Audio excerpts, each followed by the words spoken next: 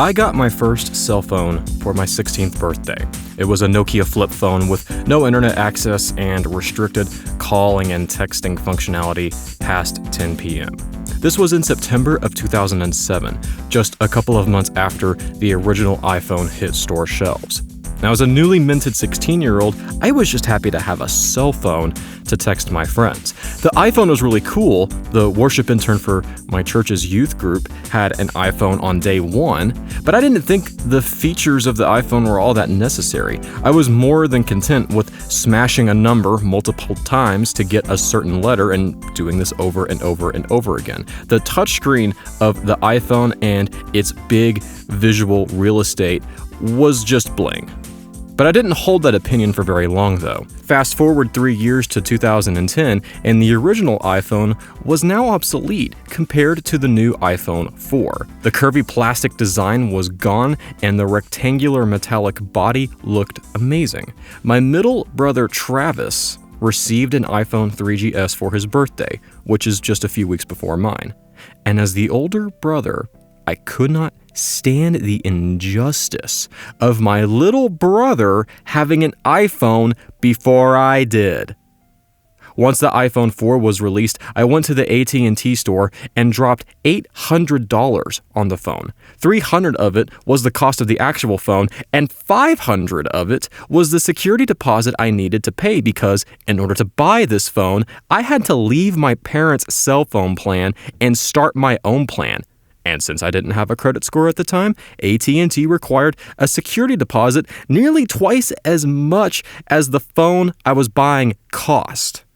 Now, I got that deposit back at the end of my first year, but in hindsight, my love for the iPhone and my unyielding desire to have one made me do something irrational and stupid.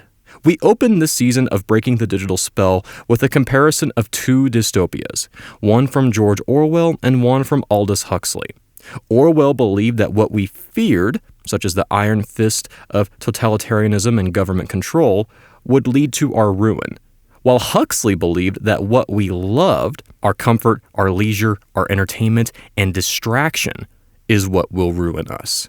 My love for the iPhone when I bought it didn't ruin me in the moment, although it certainly ruined my savings account. 7 years later, however, I think Huxley was onto something about what we love ruining us. And I think smartphones, while making our lives better, are simultaneously ruining them in the process.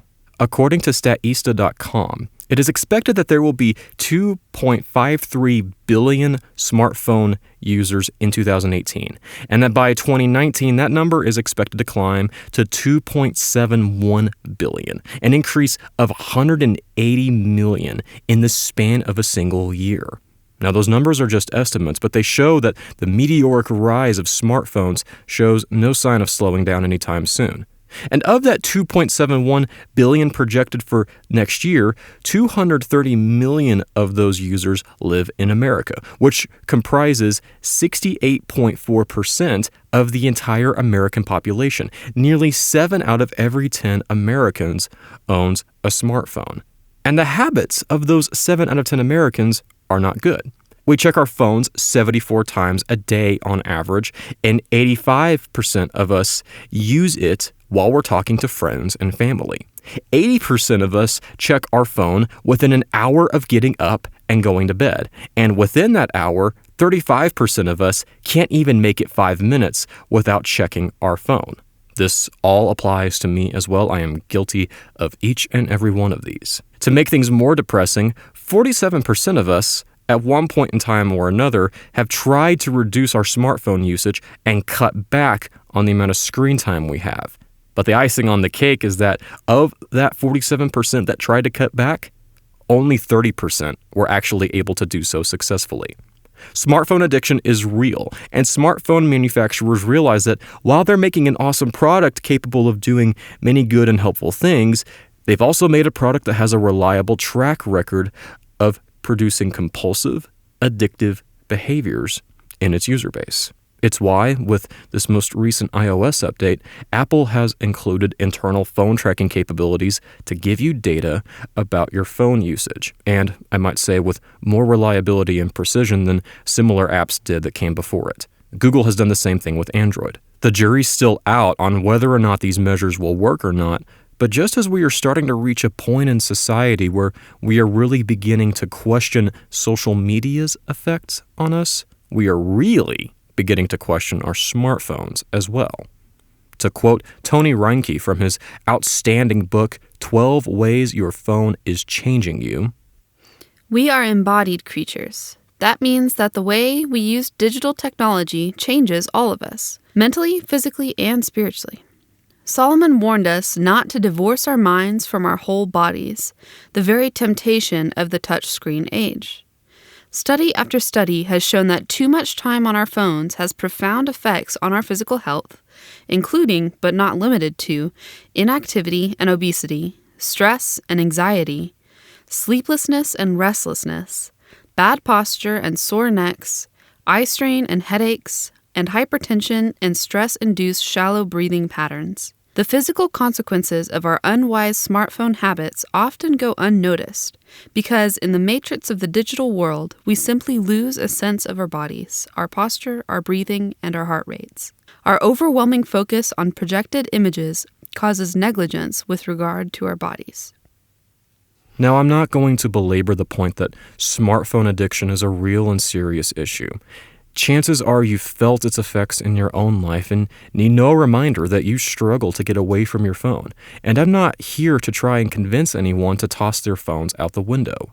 This is a podcast about asking questions about the technology and media we take for granted and honestly assessing the full range of impact they have on our lives and how those impacts shape the way we think about God and love our neighbor. And it should go without stating, smartphones, when properly used, are wonderful tools for Christians. The smartphone combines the access of the internet with the customization and features of digital text into something that you can literally hold in your hand.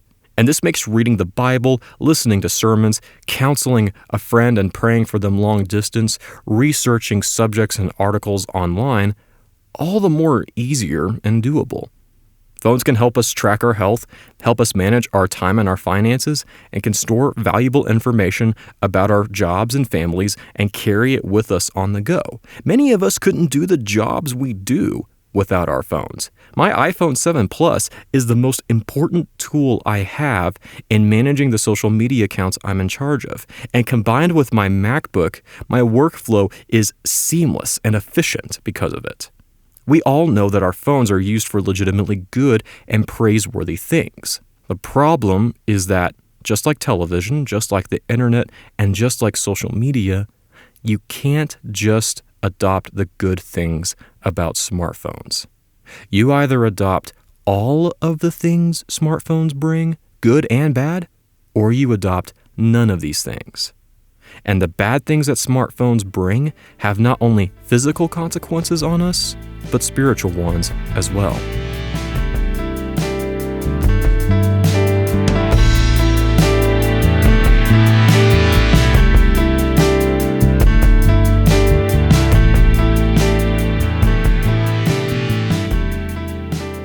In the previous episode that we did on social media, we ended that episode with the unanswered question of, why is it so hard to break away from social media?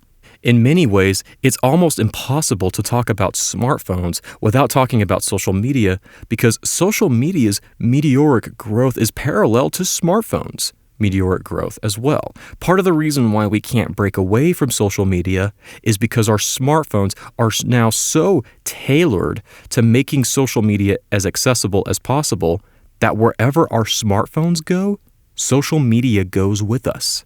It used to be that checking MySpace and Facebook required you to be at a computer, which was anchored to a desk, and not something you could check at any moment of the day.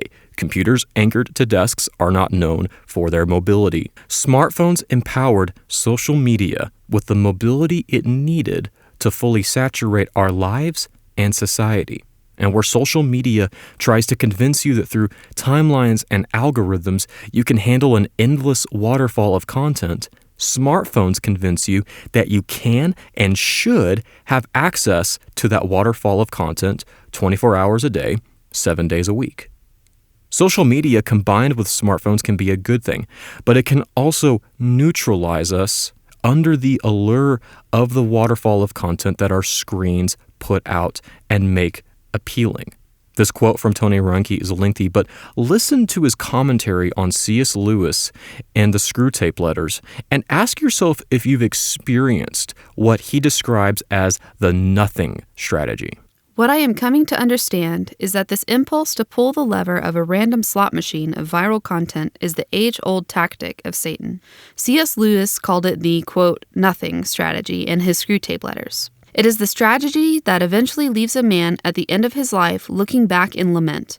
Quote, I now see that I spent most of my life doing neither what I ought nor what I liked. End quote. This, quote, nothing strategy is, quote, very strong enough to steal away a man's best years, not in sweet sins, but in a dreary flickering of the mind over it knows not what and knows not why, and the gratification of curiosities so feeble that the man is only half aware of them, or in the long, dim labyrinth of reveries that have not even lust or ambition to give them a relish, but which, once chance association has started them, the creature is too weak and fuddled to shake off, end quote. Lewis's warning about the dreary flickering in front of our eyes is a loud prophetic alarm to the digital age. We are always busy, but always distracted, diabolically lured away from what is truly essential and truly gratifying. Led by our unchecked digital appetites, we manage to transgress both commands that promise to bring us focus to our lives. We fail to enjoy God. We fail to love our neighbor. And to be clear, this nothing strategy Reinke and Lewis talk about is not solely social media's fault.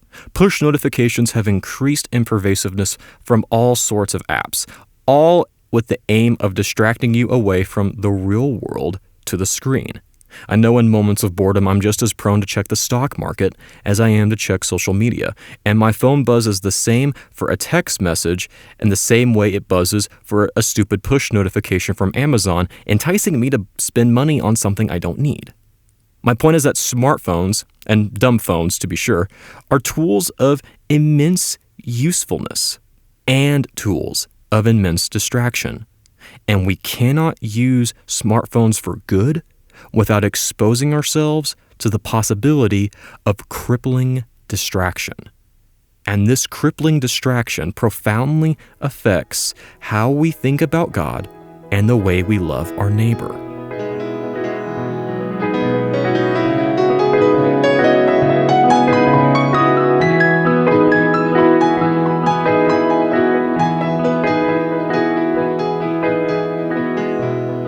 In our conclusions, Part 1 episode, we ended the episode with the idea that television and the internet paved the way for secularism to gain a greater influence in the church, not to mention society as a whole.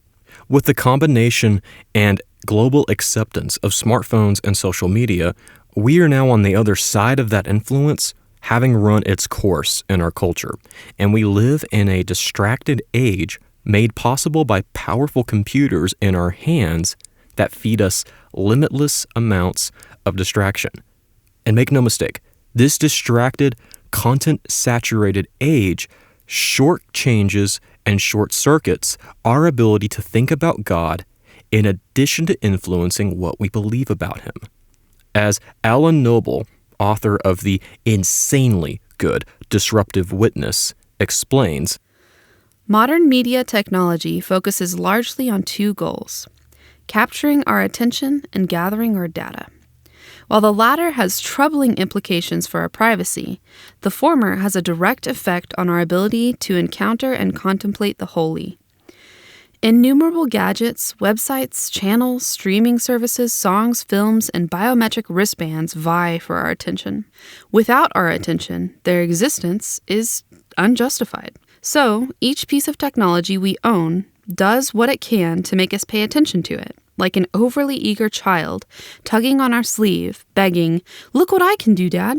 It is not that every spare moment is fought for. Our technology covets every glance. Flashing lights, vibrations, bells ringing, little red dots, email alerts, notifications, pop-up windows, commercials, news stickers, browser tabs. everything is designed to capture our attention. And there is good reason to believe that technology will only continue to progress in this direction. Barring a catastrophic event or a drastic shift in the structure and goals of modern technology, we can expect that for the foreseeable future, our society will be, in part, defined by technology designed to continually distract us.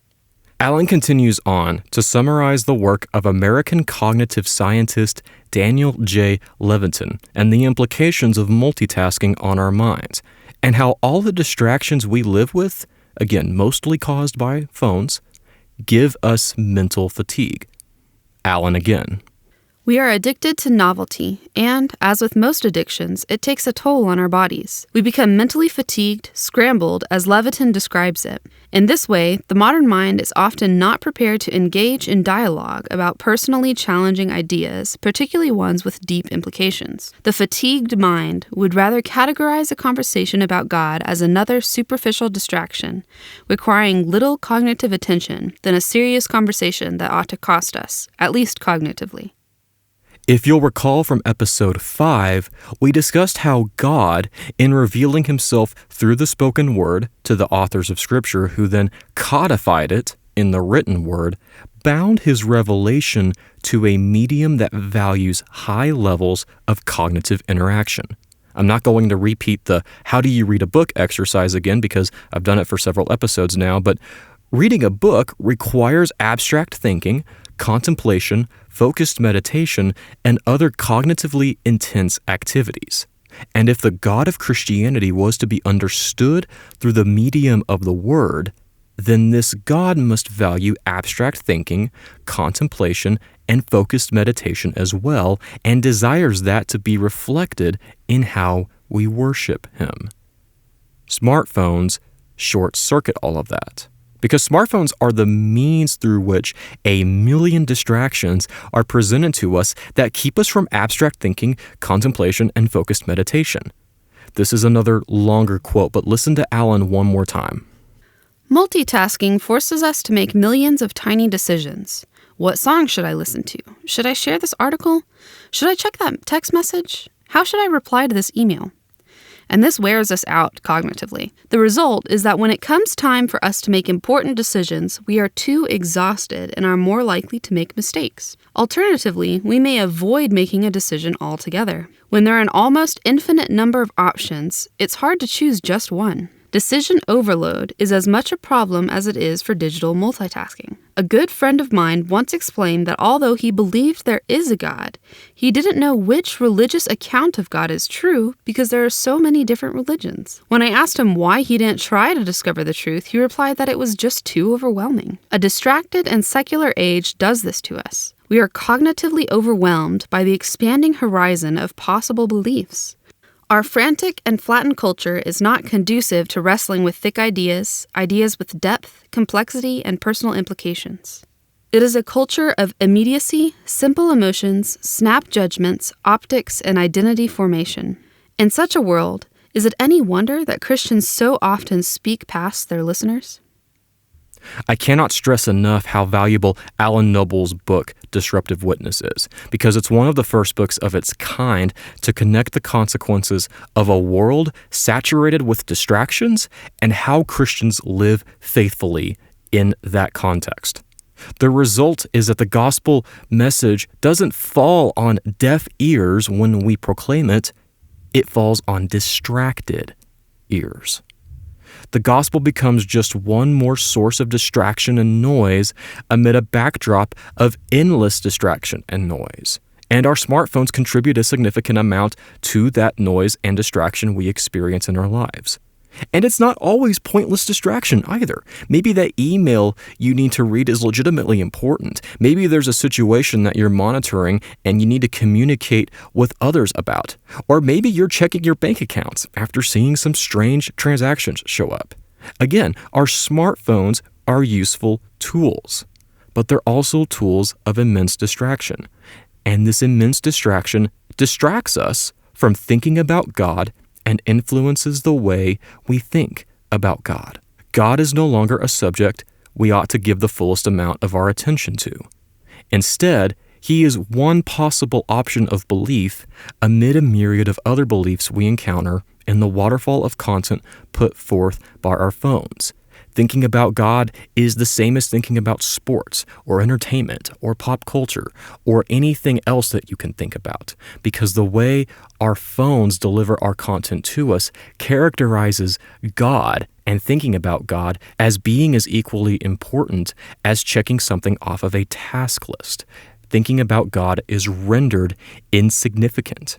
But if you believe in God, what do you believe about him? Do you believe the Bible is the inspired word of God, or solely the writings of its authors passed off as having a divine source?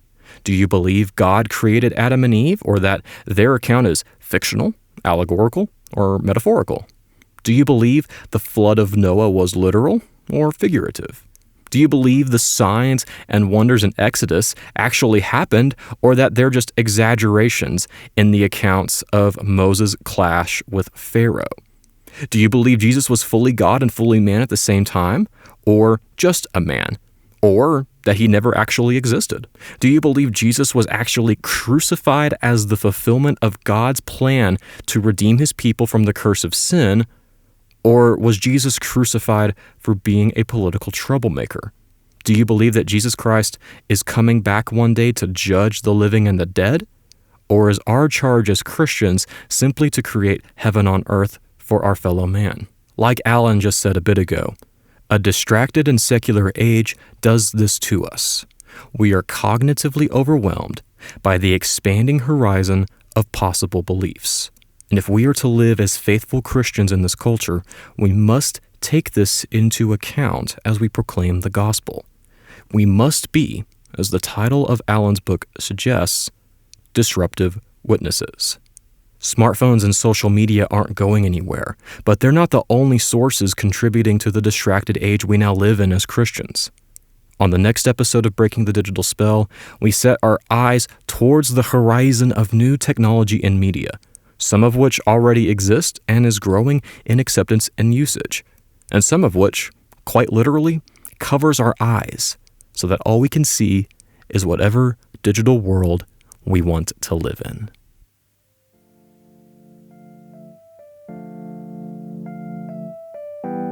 Breaking the Digital Spell is produced by Andrew Akins, who has been instrumental in making this podcast sound good week after week, as well as giving his constructive feedback on the content of the show as well. He helps shape this show more than you might realize, and he deserves a ton of credit for making this show what it is. This podcast is also made possible thanks to my wife, Melissa, who not only reads the quotes for each episode, but is willing to read several lengthy quotes for episodes like this one. Again, she also shapes this podcast more than you might realize, and she deserves a ton of credit as well. I cannot recommend enough the two books we heavily referenced in this episode: Tony Reinke's 12 Ways Your Phone is Changing You and Alan Noble's Disruptive Witness. Both books are absolute must-reads, and this podcast also wouldn't exist without them as well. If you've enjoyed this podcast, you can like our Facebook page and follow the show on Twitter @DigitalSpell, where I will be posting articles and other writings relevant to each week's episode. And please, wherever you're listening to this, please consider subscribing and leaving a review. I personally like 5-star reviews, but if you want to leave a lower than 5-star review, I promise to read it and take it seriously. My name is Austin, and together we are breaking the digital spell.